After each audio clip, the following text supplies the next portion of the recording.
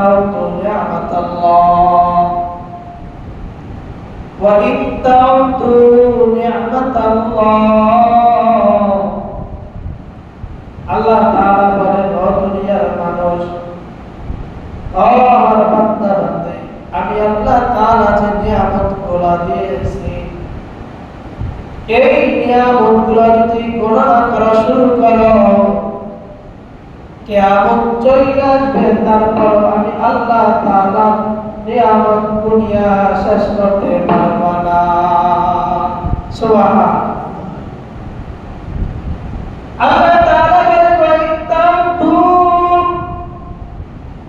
আল্লাহ তাআলা বলেন, ও দুনিয়ার মানুষ, সবাই এখানে জমা ব্যবহার করা হয়েছে।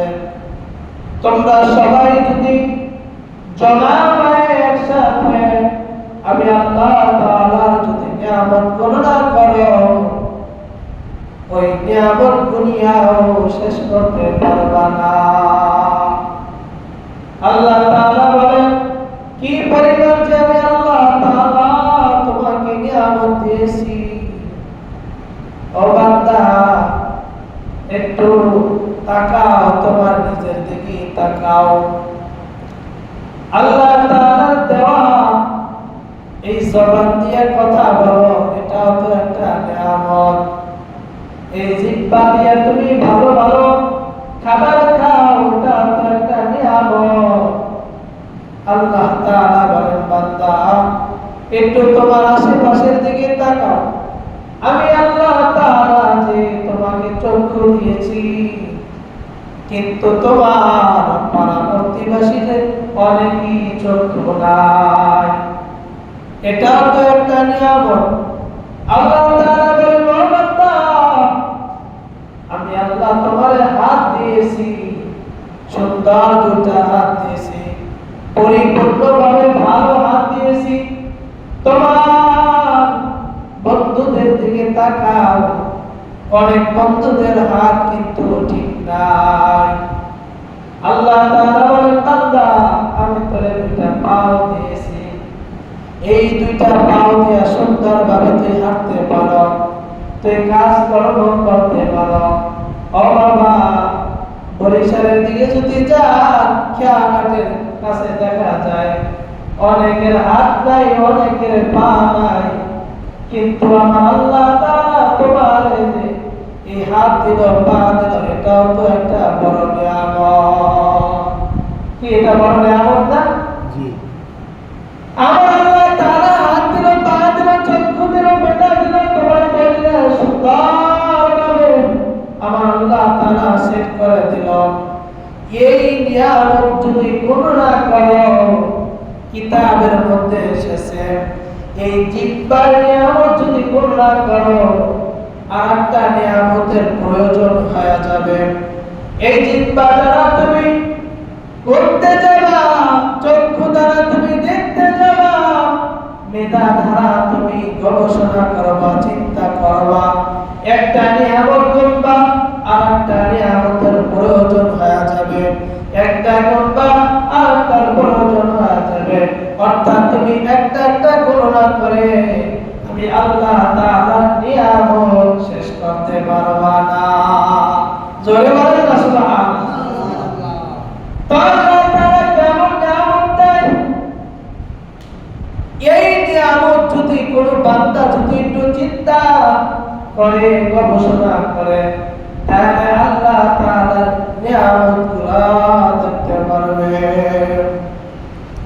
উদাহরণ পয়গম্বর মুসা আলাইহিস সালাতু ওয়াস সালাম রাস্তা দিয়ে যাইতেছেন, আল্লাহ তাআলার সাথে সাক্ষাৎ করতে যাইবেন, তুর পাহাড়ে রাস্তার মধ্যে অন্যান্য জাতির সঙ্গে সাক্ষাৎ হয়ে যায়। একজন ব্যক্তির সাথে সাক্ষাৎ হয়ে যায়, ওই ব্যক্তিরা ডাকতে বলেন, ও পয়গম্বর মুসা, আপনি কোথায় যাইতেছেন, কেন যাইতেছেন একটু বলেন। নবী মুহাম্মদুর রাসূলুল্লাহ পয়গম্বর মুসা আলাইহিস সালাতু ওয়াস সালাম ডাক্তার বলতেছেন, ও ভাই, আমি আল্লাহ তাআলার সঙ্গে সাক্ষাৎ করতে যাইতেছি, আমি আল্লাহ তাআলার সাথে কথা বলবো। ওই লোকটা ছিল বনি ইসরায়েলদের মধ্যে একজন লোক। বনি ইসরায়েলদের লোকদের মধ্য থেকে ওই ব্যক্তি মুসা নবীকে বলেন, ও পয়গম্বর মুসা, আপনি একটু আল্লাহর কাছে বলবেন যে আল্লাহ তাআলা আমাকে কেন নিয়ামত দেয় নাই। ওই বনি ইসরায়েলদের মধ্য থেকে একজন মহিলা, তার নাম হলো কি? মহিলা। ওই মহিলা ডাকতে বলেন, পয়গম্বর, আপনি তো আল্লাহ তাআলার সঙ্গে কথা বলতে চাইতেছেন, আল্লাহ তাআলা আমারে কেন নিয়ামত দেয় নাই, এইটা একটু জিজ্ঞাসা করবেন। নবী মুসা আলাইহিস সালাতু ওয়াস সালাম বলে, ঠিক আছে, যাই, আমি আল্লাহ তাআলার সাথে একটু দিদার করব, কথা বলব। পয়গম্বর মুসা আলাইহিস সালাতু ওয়াস সালাম তুর পাহাড়ে চলে গেলেন, আল্লাহ তাআলার সাথে সাক্ষাৎ করে কথা বলে। কথা শেষ, আল্লাহ তাআলার কাছে এই কথাও পেশ করলেন, আল্লাহ, এই আমার গোত্রের মধ্যে, বনি ইসরায়েলের গোত্রের মধ্য থেকে একজন মহিলা আমার কাছে বলল, আল্লাহ আপনি মহিলাকে কেন নিয়ামত দেন না। আল্লাহ তাআলা বলেন, মুসা, এই মহিলাটাকে জানায়া দিবা আমি আল্লাহ তাআলা যে নিয়ামত দিলাম, এই নিয়ামত পাইয়া শুকরিয়া আদায় করে নাই, এই জন্য আমি আল্লাহ তাআলা আর নিয়ামত দেই না। এই জন্য আমি আল্লাহ তাআলা আর নিয়ামত দেই না। মুসা নবী আল্লাহ তাআলার সাথে কথা বলার পর, দিদার করার পরে আবার ওই রাস্তা দিয়া তার গন্তব্য স্থানে ফিরিয়া যাইতেছেন। পথের মধ্যে ওই মহিলার সাথে আবার সাক্ষাৎ হয়ে যায়। মহিলা দেখতে বলেন, ও মুসা, আপনি যে আল্লাহ তাআলার সাথে সাক্ষাৎ করলেন, আল্লাহ তাআলার সাথে যে কথা বললেন, আমার কথা কি একটু আল্লাহর কাছে বলছেন? মুসা নবী বলেন, মহিলা, হ্যাঁ, আপনার কথা আল্লাহর কাছে বলেছি। তো আল্লাহ তাআলা আমার ব্যাপারে কি বলেছেন? আল্লাহ তাআলা আমার ব্যাপারে আপনার কাছে কি সংবাদ দিলেন, কি জানাইলেন? আমার একটু বলেন, আমার একটু শুনতে মনে চায়। মুসা নবী বলেন, ও মহিলা, আমার আল্লাহ তাআলা বলেন, তোমার যে নিয়ামত গুলো দিয়েছে, তুমি এই নিয়ামত পাইয়াও তুমি আল্লাহর কাছে শুকরিয়া আদায় করো না, এই জন্য আল্লাহ তাআলা আর নিয়ামত দেয় না। নাউজুবিল্লাহ। আল্লাহ নবী মুসা নবী বলেন, মহিলা, আল্লাহ তাআলা যে তোমার যে নিয়ামত গুলো দিয়েছে, এই নিয়ামত পাইয়া যে তুমি শুকরিয়া আদায় করো না, এই জন্য আল্লাহ তাআলা আর নিয়ামত দেয় না। মহিলা শোনা মাত্র মেজাজটা ঠিক ঠিক হয়ে গেছে, রাগান্বিত হয়ে গেছে। কি ব্যাপার যে আমি আল্লাহ তাআলার শুকরিয়া আদায় করি নাই, এই জন্য আমাকে আল্লাহ তাআলা নিয়ামত দেয় নাই। মুসা নবীকে বলেন, হ্যাঁ পয়গম্বর মুসা, যখন আল্লাহ তাআলা মুসা নবী জানানোর পর বলে দিলেন, মুসা নবীকে ওই মহিলা বলতেছেন, হে মুসা, তুমি শুনিয়া নাও, যখন ওই আল্লাহ তাআলা আমাকে নিয়ামত দেয় না, আমি আর শুকরিয়া আদায় করব না। আল্লাহ তাআলা যে নিয়ামত দেয় না, আমি আর শুকরিয়া আদায় করব না। এই কথাটা মুসা নবীর সঙ্গে বলা মাত্র আল্লাহ তাআলা যে নিয়ামত দিয়ে রাখছিলেন তাও নিয়ে নিছে, আর কিচ্ছু রাখেন। একটা ঘর ছিল, ঘরটাও আর নাই। আল্লাহ তাআলা সত্যি সত্যি প্রমাণ দেখা দিয়েছেন মুসা নবী। আপনি একটু দেখেন এই মহিলার মধ্যে যে কি ছিল, তার মনের ভিতরে কি তামান্না, কি আকাঙ্ক্ষা, যে আমি মালিকের একটু শুকরিয়া আদায় করে নাই, না শুকরি নাই এই ভাব নিয়া সর্বদাই স্বল্প। মিসকাতের মধ্যে বললাম একটা হাদিস আছে, লিসানুন তাকির কলবুন শাকির অবাদানুন আলাল বালাই সাবির। লিসানুন তাকির কলবুন শাকির, কলবুন শাকিরের অর্থ হইল শুকরিয়া আদায় করা।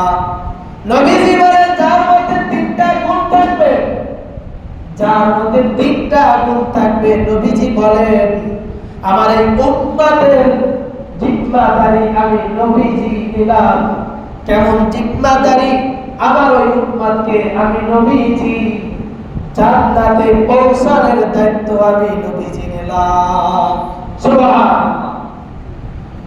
কয়টা গুণ থাকবে? তিনটা গুণ। নবীজি বলেন লিসানুন তাকির, এমন একটা জিহ্বা আল্লাহ তাআলা যে দিয়েছেন, এই জিহ্বাটা যদি মালিকের একটু বেশি বেশি জিকির করা যায়, মালিককে যদি বেশি বেশি ডাকা যায়, নবীজি বলেন আমার এই উম্মতের জিম্মাদারি আমি নবীজি নিলাম। আমি নবীজি আমার এই উম্মতকে জান্নাতে পৌঁছানোর জিম্মাদারি আমি নবী নিলাম। সুবহানাল্লাহ। লিসানুন তাকির কলবুন শাকির, দুই নাম্বার হলো আল্লাহ তাআলা যে নিয়ামত দিবেন, নিয়ামত পাওয়া মাত্র শুকরিয়া আদায় করতে হবে। ও ভাই, মেডিকেলের ভিতরে যদি যান, শেরে বাংলার ভিতরে যদি যান, অনেক মানুষকে বেডের ভিতরে শোয়ানো দেখবেন, হাত নাই পা নাই, জবান ঠিক মতো কথাও বলতে পারে না, অনেক মানুষ অসুস্থ। কিন্তু আল্লাহ তাআলা যে আমাকে সুস্থ রাখলেন, আপনাকে সুস্থ রাখলেন, এই জন্য যদি শুকরিয়া আদায় করি, তারপরও কিন্তু শুকরিয়া আদায় করা শেষ হবে না। এই জন্য নবীজি বলেন কলবুন শাকির, ও আমার উম্মত, যে অবস্থায় থাকো, যেখানে থাকো, যে হালাতে থাকো, আল্লাহ তাআলার দেওয়া নিয়ামত পায়া যদি শুকরিয়া আদায় করো, ও উম্মত, আমি নবীজি তোমাকে জান্নাতের জিম্মাদারি নিলাম। সুবহানাল্লাহ। লিসানুন তাকির কলবুন শাকির, তিন নাম্বার হলো অবাদানুন আলাল বালাই সাবির। তিন নাম্বার গুণটা হলো আমরা সবাই বিপদের মধ্যে পড়ে যাই, অনেক দ্বিধাদ্বন্দ্বের মধ্যে পড়ে যাই। নবীজি বলেন উম্মাহ, ক্ষতিগ্রস্ত হয়ে গেছো, বিপদের মধ্যে পড়ে গেছো, সর্বপ্রথম আল্লাহ তাআলার কাছে সাহায্য চাও। আল্লাহ তাআলার কাছে সাহায্য চাও, সবর করো, ইখতিয়ার করো, রিজা মাওলা কসা, আল্লাহ তাআলার উপরে সন্তুষ্ট থাকো, আল্লাহ তাআলার উপরে ভরসা করে চলো। আল্লাহ তাআলার উপরে যদি সবর করতে পারো, আমার আল্লাহ তাআলা তোমার সমস্ত বিপদ আপদ দূর করে দেবে। নবীজি বললেন এই তিনটা গুণ যার মধ্যে থাকবে, এক নম্বরে লিসানুন তাকির কলবুন শাকির অবাদানুন আলাল বালাই সাবির। এক নম্বরে গুণটা হলো জিহ্বা দিয়ে মালিককে ডাকা। দুই নম্বর হলো আল্লাহ তাআলা যে নিয়ামত দিয়েছে, নিয়ামত পায়া শুকরিয়া আদায় করা। তিন নম্বর গুণটা হলো ধৈর্য ধারণ করা। এই তিনটা গুণ যার মধ্যে থাকে, মিসকাতের মধ্যে আল্লাহ নবী জানা দেয় ওই তোমাদের জান্নাতের জিম্মাদারি আমার নবীজি নিয়েছেন। সুবহান। ও ভাই, এই জিম্মাদারি আল্লাহকে ডাকা বেশি বেশি, আর আমরা শুকরিয়া আদায় করব। যে নিয়ামত পাই ওই নিয়ামতের শুকরিয়া আদায় করা, ভালো কাজের শুকরিয়া বেশি বেশি আদায় করা। আর আমরা সবাই তো বিপদের মধ্যে পড়ে যাই, মাঝে মাঝে ক্ষতিগ্রস্তের মধ্যে পড়ে যায়। এই জন্য বলা হয় যেন ধৈর্য ধারণ করতে পারো, তাহলে তোমার সমস্ত বিপদ আমার আল্লাহ তাআলা দূর করে দেবে। এই জন্য আল্লাহ তাআলা বলেন, ইত্তাকু নি'মাতাল্লাহি লা তুহসুহা। ও আমার বান্দা বান্দি, আমি আল্লাহ তাআলা যে নিয়ামত দিলাম, আমার এই নিয়ামত যদি তোমরা সবাই মিলে যদি গণনা করো, লা তুহসুহা, কখনো তোমরা গণনা করে শেষ করতে পারবা না। কখনো তোমরা আমার নিয়ামত গুনিয়া শেষ করতে পারবা না, যে আমি আল্লাহ তাআলা কি পরিমাণ নিয়ামত দিয়েছি। এই জন্য আল্লাহ তাআলার কাছে বলবেন, আল্লাহ তাআলার কাছে দোয়া করবেন, আল্লাহ তাআলার কাছে দরখাস্ত করবেন, ও আল্লাহ আমাকে যে অবস্থায় রাখছেন শুকরিয়া আদায় করি, আলহামদুলিল্লাহ আলহামদুলিল্লাহ। ও আল্লাহ যে নিয়ামত দিয়েছেন এই নিয়ামতের শুকরিয়া আদায় করি। আল্লাহ বলেন, বান্দা শুকরিয়া আদায় করছো, আমি আল্লাহ তাআলা গায়বী ভাবে তোমাকে আমি আল্লাহ তাআলা নিয়ামত বাড়ায়া দেব। সুবহান। আর নিয়ামত পায়ে যদি শুকরিয়া আদায় না করো তাহলে ছুঁড়ে যাও।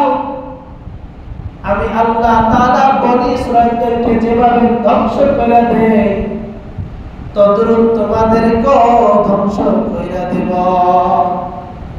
নিয়ামত পাইছে শুকরিয়া আদায় করো, আর নিয়ামত পাইছে যদি শুকরিয়া আদায় না করো, আল্লাহ তাআলা বলেন যে নিয়ামত দিলাম ওই নিয়ামত গুলাও আমি আল্লাহ তাআলা ছিনিয়ে নিয়ে যাই, আর ওই নিয়ামত গুলো আমি আল্লাহ তাআলা দেই না। এই জন্য বলি রে ভাই, নিয়ামতের শুকরিয়া আদায় করলে আল্লাহ তাআলা বাড়ায়া দেয়। আর যদি না শুকরি ভাব দেখান, অনিহা ভাব দেখান, আল্লাহ তাআলা বলেন নিয়ামত তো আমি আল্লাহ তাআলা দেবই না, যে নিয়ামত দেই ওই নিয়ামত গুলা আমি আল্লাহ তাআলাও নিয়ে যাই।